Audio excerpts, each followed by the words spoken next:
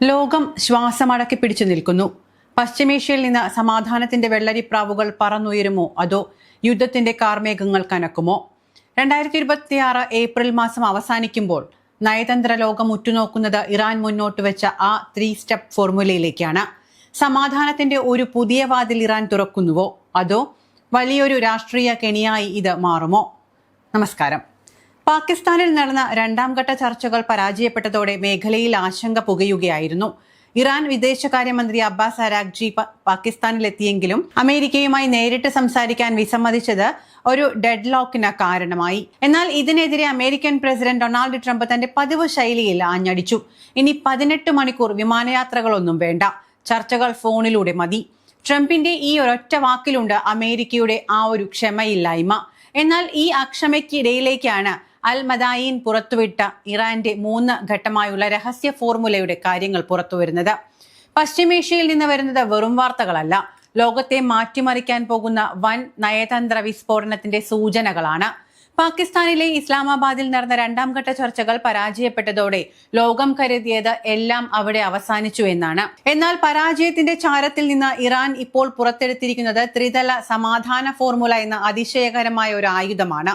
ഇത് വെറുമൊരു നിർദ്ദേശമല്ല, American president Donald ട്രംപിന് ഇറാൻ നൽകുന്ന അന്ത്യശാസനം കൂടിയാണ്. പാകിസ്ഥാനിൽ വെച്ച് വിദേശകാര്യമന്ത്രി അബ്ബാസ് അരാഗ്ചിയും അമേരിക്കൻ പ്രതിനിധികളും തമ്മിലുള്ള ചർച്ചകൾ വഴിമുട്ടിയതിന് പിന്നാലെയാണ് അൽ മദായിൻ ഈ ഞെട്ടിപ്പിക്കുന്ന വിവരങ്ങൾ പുറത്തുവിട്ടിരിക്കുന്നത്. ലോകത്തിന്റെ സാമ്പത്തിക ഭദ്രതയെയും സുരക്ഷയെയും നേരിട്ട് ബാധിക്കുന്ന 3 ഘട്ടങ്ങളാണ് ഇറാൻ മുന്നോട്ട് വയ്ക്കുന്നത്. ഘട്ടം 1 ഇങ്ങനെയാണ്: യുദ്ധത്തിന്റെ പൂർണ്ണവിരാമം. ആദ്യപടിയായി മേഖലയിലെ എല്ലാ സൈനിക നീക്കങ്ങളും അവസാനിപ്പിക്കണം. വെടിയൊച്ചകൾ നിലയ്ക്കാതെ ഒരു ചർച്ചയ്ക്കുമില്ല എന്ന കർക്കശ നിലപാടിലാണ് ടെഹ്റാൻ. ഉപരോധങ്ങൾ നീക്കുന്നതിനേക്കാൾ മുൻപേ തോക്കുകൾ താഴെ വയ്ക്കണമെന്നതാണ് ഇറാന്റെ ആവശ്യം. ഘട്ടം 2 ഹോർമൂസ് കടലിടുക്കിന്റെ അധികാരത്തെക്കുറിച്ചാണ്. ലോകത്തിന്റെ എണ്ണ വ്യാപാരത്തിന്റെ ജീവനാഡിയായ ഹോർമൂസ് കടലിടുക്കിന്റെ നിയന്ത്രണം. നയതന്ത്ര ലോകത്തെ ഏറ്റവും വലിയ ചർച്ചാ വിഷയവും ഇതുതന്നെയാണ്. ഹോർമൂസ് സുരക്ഷാ ചുമതലയും ഭരണപരമായ മേൽനോട്ടവും സംബന്ധിച്ച് ഇറാൻ മുന്നോട്ട് വയ്ക്കുന്ന പുതിയ അവകാശവാദം അമേരിക്കയെ സംബന്ധിച്ച് ഒട്ടും ദഹിക്കുന്നതല്ല. ഇതാണ് ചർച്ചകൾ അനിശ്ചിതത്വത്തിലാകുന്ന പ്രധാന ഘടകം. ഘട്ടം 3 എന്ന് പറയുന്നത് ആണവ പ്രശ്നം എന്ന കടമ്പയാണ്. ഏറ്റവും ഒടുവിൽ മാത്രം ചർച്ച ചെയ്യേണ്ട വിഷയം ആണവ പദ്ധതികൾ. ആദ്യ 2 ഘട്ടങ്ങളിൽ അമേരിക്ക വിട്ടുവീഴ്ചയ്ക്ക് തയ്യാറായാൽ മാത്രമേ തങ്ങളുടെ ആണവ പരീക്ഷണങ്ങളിലും യുറേനിയം സമ്പുഷ്ടീകരണത്തിലും മാറ്റം വരുത്തൂ എന്ന നിലപാടിൽ ഇറാൻ ഉറച്ചു കഴിഞ്ഞു. ഇനി വിമാനയാത്രകളൊന്നും വേണ്ട, ഫോണിലൂടെ ചർച്ചകൾ മതി എന്ന ട്രംപിന്റെ പ്രസ്താവന അമേരിക്കയുടെ നയം വ്യക്തമാക്കുന്നുണ്ട്.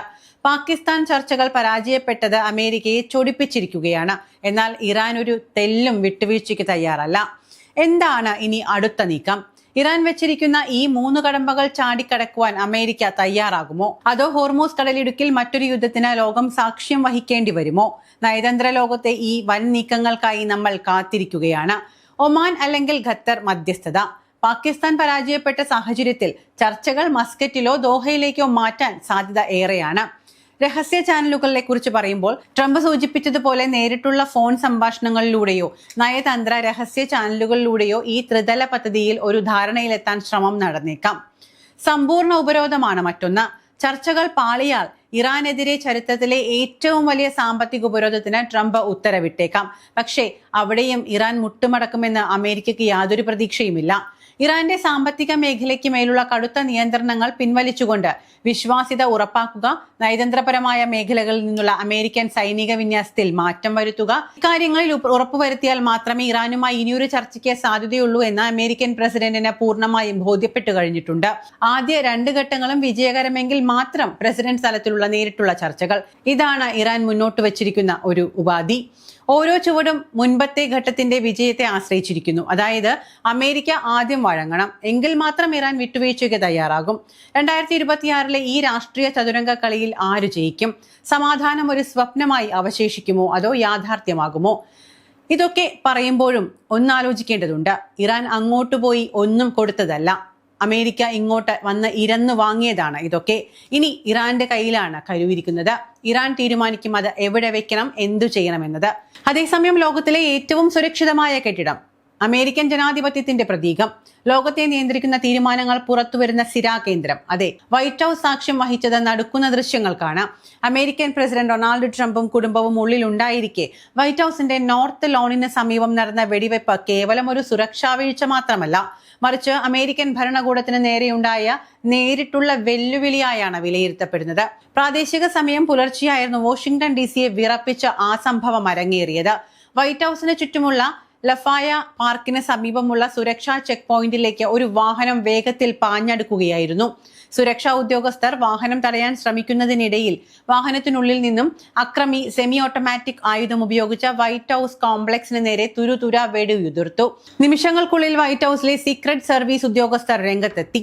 ലോകത്തിലെ തന്നെ ഏറ്റവും വലിയ സുരക്ഷാ സേനകളിൽ ഒന്നാണ് എന്ന് അവകാശപ്പെട്ടിരുന്ന ഇവർ ഒട്ടും മടിക്കാതെ തിരിച്ചടിച്ചു. മിനിറ്റുകൾ നീണ്ട വെടിവയ്പ്പിനൊടുവിൽ അക്രമിയെ സുരക്ഷാ സേന വെടിവെച്ചു വീഴ്ത്തി. അതീവ ഗുരുതരമായി പരിക്കേറ്റ അക്രമി ഉടൻ തന്നെ അടുത്തുള്ള സൈനിക ആശുപത്രിയിലേക്ക് മാറ്റിയിരിക്കുകയാണ്. വെടിയൊച്ചകൾ കേട്ട നിമിഷം തന്നെ വൈറ്റ് ഹൌസിനുള്ളിൽ റെഡ് അലർട്ട് പ്രഖ്യാപിച്ചു. പ്രസിഡന്റ് ഡൊണാൾഡ് ട്രംപിനെ ഉടൻ തന്നെ ഭൂഗർഭ ബങ്കറിലേക്ക് സുരക്ഷിതമായി മാറ്റിയെന്ന് പറയപ്പെടുന്നുണ്ട്. ഏതാണ്ട് 2 മണിക്കൂറോളം വൈറ്റ് ഹൌസ് പൂർണ്ണമായും അടച്ചിടുകയും ആരെയും അകത്തേക്കോ പുറത്തേക്കോ പ്രവേശിപ്പിക്കാതിരിക്കുകയും ചെയ്തു. പ്രസിഡന്റ് സുരക്ഷിതനാണ് എന്ന് വൈറ്റ് ഹൌസ് പ്രസ് സെക്രട്ടറി പിന്നീട് ഔദ്യോഗികമായി അറിയിച്ചു. എങ്കിലും അതീവ സുരക്ഷാ വലയത്തിനുള്ളിൽ എങ്ങനെയാണ് ഒരു തോക്കുധാരിക്ക് ഇത്രയടുത്ത് എത്താൻ കഴിയുക എന്നത് വലിയൊരു ചോദ്യചിഹ്നമായി അവശേഷിക്കുന്നു. ഒപ്പം അമേരിക്കയുടെ മേൽ ഒരു വാൾ തൂങ്ങിക്കിടക്കുന്നു എന്നൊരു സൂചനയും നൽകുന്നു. സംഭവത്തെ തുടർന്ന് വാഷിംഗ്ടൺ DC യുദ്ധസമാനമായ സുരക്ഷയാണ് ഒരുക്കിയിരിക്കുന്നത്. പെന്റഗൺ, ക്യാപിറ്റോൾ ഹിൽ, വിദേശ എംബസികൾ എന്നിവയ്ക്ക് ചുറ്റും സൈനിക വിന്യാസം വർദ്ധിപ്പിച്ചു. നഗരത്തിന് മുകളിലൂടെയുള്ള F-16 പോർ വിമാനങ്ങൾ നിരീക്ഷണം നടത്തുന്നു. ഈ ആക്രമണം ഒറ്റപ്പെട്ടതാണോ അതോ ഏതെങ്കിലും വലിയ ഗൂഢാലോചനയുടെ ഭാഗമാണോ എന്ന് FBI അന്വേഷിക്കുന്നുണ്ട്. ഇറാനുമായുള്ള സമാധാന ചർച്ചകൾ നിർണായക ഘട്ടത്തിൽ എത്തി നിൽക്കുന്ന ഈ സമയത്ത് അമേരിക്കയുടെ തലസ്ഥാനത്ത് നടന്ന ഈ അക്രമത്തിന് വലിയ രാഷ്ട്രീയ പ്രാധാന്യമുണ്ട്. ഇറാന്റെ ത്രിതല സമാധാന ഫോർമുല അമേരിക്ക പരിഗണിച്ചു വരുന്നതിനിടെ ഇത്തരമൊരു സംഭവം നടന്നത് ചർച്ചകളെ അട്ടിമറിക്കാനുള്ള നീക്കമാണോ എന്ന് സംശയിക്കേണ്ടിയിരിക്കുന്നു. ആരാണ് ആ അക്രമി? ലക്ഷ്യമെന്തായിരുന്നു? വാഷിംഗ്ടണിൽ നടന്ന വെടിവെപ്പിനെ കുറിച്ച് കൂടുതൽ വ്യക്തത കൈവന്നിട്ടുണ്ട്. ഇത് വൈറ്റ് ഹൌസിന് നേരെയുള്ള നേരിട്ടുള്ള ആക്രമണം എന്നതിലുമുപരി വൈറ്റ് ഹൌസ് കറസ്പോണ്ടന്റ് ഡിന്നർ നടന്ന ഹോട്ടലിന് പരിസരത്താണ് ഉണ്ടായത് എന്നാണ് റിപ്പോർട്ടുകൾ സൂചിപ്പിക്കുന്നത്. കാലിഫോർണിയ സ്വദേശിയായ കോൾ തോമസ് അല്ലൻ എന്നയാളാണ് പിടിയിലായിരിക്കുന്നത്. ഇയാൾ കമ്പ്യൂട്ടർ സയൻസിൽ ബിരുദാനന്തര ബിരുദമുള്ളയാളും ഒരു ട്യൂട്ടറുമാണ് എന്നാണ് കണ്ടെത്തൽ. അക്രമിയെക്കുറിച്ചുള്ള കൂടുതൽ വിവരങ്ങൾ പുറത്തുവിടാൻ FBI തയ്യാറായിട്ടില്ല. എങ്കിലും പ്രാഥമിക വിവരങ്ങൾ പ്രകാരം ഇയാൾ ഒരു അമേരിക്കൻ പൗരൻ തന്നെയാണ് എന്നും ആഭ്യന്തര രാഷ്ട്രീയത്തിൽ കടുത്ത പ്രതിഷേധമുള്ളയാളാണ് എന്നും സൂചനയുണ്ട്. എങ്ങനെയില്ലാതിരിക്കും? അമേരിക്കയിലെ ട്രംപിന്റെ കുറെ ചെയ്തികൾ അവരെ അവതാളത്തിലാക്കിയിരിക്കുകയാണ്. ജീവിക്കാൻ വയ്യാത്ത അവസ്ഥയിലേക്ക് അമേരിക്കക്കാരെ കൊണ്ടെത്തിച്ച ട്രംപിനോട്, അവരുടെ പ്രസിഡന്റിനോട് തീർത്താൽ തീരാത്ത പകയാണ് ഇന്ന് ജനങ്ങൾക്കുള്ളത്. ഇയാളുടെ പക്കൽ നിന്ന് സ്ഫോടക വസ്തുക്കൾ കണ്ടെത്തിയതായും റിപ്പോർട്ടുകളുണ്ട്. ഇറാഖ്, സിറിയ തുടങ്ങിയ മേഖലകളിൽ നിന്നുള്ള തീവ്രവാദ സംഘടനകളുമായി ഇയാൾക്ക് ബന്ധമുണ്ടോ എന്ന കാര്യവും അന്വേഷണ സംഘം പരിശോധിക്കുന്നുണ്ട്. വാഷിംഗ്ടൺ ഹിൽട്ടൺ ഹോട്ടലിന് പുറത്തുള്ള സുരക്ഷാ ചെക്ക് പോയിന്റിൽ ഇയാൾ വെടിയുതിർക്കുകയായിരുന്നു. ഇയാളുടെ പക്കൽ നിന്ന് ഒരു ഷോട്ട് ഗൺ, ഹാൻഡ് ഗൺ, കത്തികൾ എന്നിവയും കണ്ടെത്തിയിട്ടുണ്ട്. വെടിവെപ്പിൽ ഒരു സുരക്ഷാ ഉദ്യോഗസ്ഥന് പരിക്കേറ്റു. അദ്ദേഹത്തിന് ബുള്ളറ്റ് പ്രൂഫ് ജാക്കറ്റ് ഉള്ളതുകൊണ്ട് ജീവൻ നഷ്ടപ്പെട്ടില്ല. സംഭവ സമയത്ത് ഹോട്ടലിൽ ഉണ്ടായിരുന്ന ട്രംപിനെ ഉടൻ തന്നെ സുരക്ഷാ സ്ഥാനത്തേക്ക് മാറ്റി. ഇത്തരം ആക്രമണങ്ങൾ ഇറാൻ ചർച്ചകളിൽ നിന്ന് തന്റെ നിലപാടുകളിൽ നിന്നോ തന്നെ പിന്തിരിപ്പിക്കില്ല എന്ന സ്ഥിരം നിലപാടും പ്രതികരണവും ട്രംപ് പറഞ്ഞിട്ടുണ്ട്. എന്നാൽ ബങ്കറിനുള്ളിൽ നിന്നാണെന്ന് മാത്രം. നിലവിലെ സ്ഥിതി അനുസരിച്ച് ഇറാൻ അമേരിക്ക വെടിനിർത്തൽ കരാർ നീട്ടിയിട്ടുണ്ട് എങ്കിലും സമാധാന ചർച്ചകൾ അനിശ്ചിതത്വത്തിലാണ്. ഹോർമൂസ് കടലിടുക്ക് ഭാഗികമായി തുറക്കുമെന്ന് ഇറാൻ സമ്മതിച്ചിട്ടുണ്ട് എങ്കിലും അമേരിക്കയുടെ ഉപരോധം നീക്കുന്ന കാര്യത്തിൽ തർക്കം തുടരുന്നു.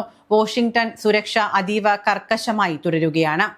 ഇനി ലോകരാജ്യങ്ങളുടെ പ്രതികരണത്തിലേക്ക് വരുമ്പോൾ ലോകത്തിലെ ഏറ്റവും ശക്തമായ രാജ്യത്തിന് നേരെയുണ്ടായ ഈ ആക്രമണത്തെ റഷ്യ, ചൈന, ബ്രിട്ടൻ തുടങ്ങിയ രാജ്യങ്ങൾ അപലപിച്ചു. അമേരിക്കയിലെ ആഭ്യന്തര സുരക്ഷാ ക്രമീകരണങ്ങൾ എത്രത്തോളം ശക്തമാണ് എന്ന ഈ സംഭവം പുനർചിന്തനത്തിന് പ്രേരിപ്പിക്കുന്നു. പ്രസിഡന്റ് ട്രംപ് വരാനിരിക്കുന്ന മണിക്കൂറുകൾ രാജ്യത്തെ അഭിസംബോധന ചെയ്യും സംസാരിക്കുമെന്നാണ് പ്രതീക്ഷിക്കുന്നത്. വൈറ്റ് ഹൌസിന് നേരെയുണ്ടായ ഈ ആക്രമണം ലോകത്തെ ആകെ ആശങ്കയിലാഴ്ത്തിയിരിക്കുകയാണ്. നയതന്ത്ര തലത്തിൽ വലിയ മാറ്റങ്ങൾ സംഭവിക്കാൻ പോകുന്ന 2026 ഏപ്രിലെ ഈ ദിനങ്ങൾ അമേരിക്കയ്ക്ക് അതിനിർണായകമാണ്. ഈ ആക്രമണം സമാധാന ചർച്ചകളെ ബാധിക്കുമോ അതോ അമേരിക്കയെ കൂടുതൽ കർക്കശമായ നിലപാടുകളിലേക്ക് നീങ്ങാൻ കാരണമാകുമോ എന്ന് വരും ദിവസങ്ങളിൽ അറിയാം. പക്ഷേ ഒന്ന് ഉറപ്പിച്ചു പറയാം, നട്ടെല്ലുള്ളവന്റെ രാജ്യമാണ് ഇറാൻ. അവരൊരിക്കലും മുട്ടുമടക്കില്ല. ജീവൻ ബലി നൽകിയിട്ടായാലും രാജ്യത്തിന്റെ അഭിമാനം സംരക്ഷിക്കാൻ അവർ എന്നും മുന്നിൽ തന്നെ ഉണ്ടാകും.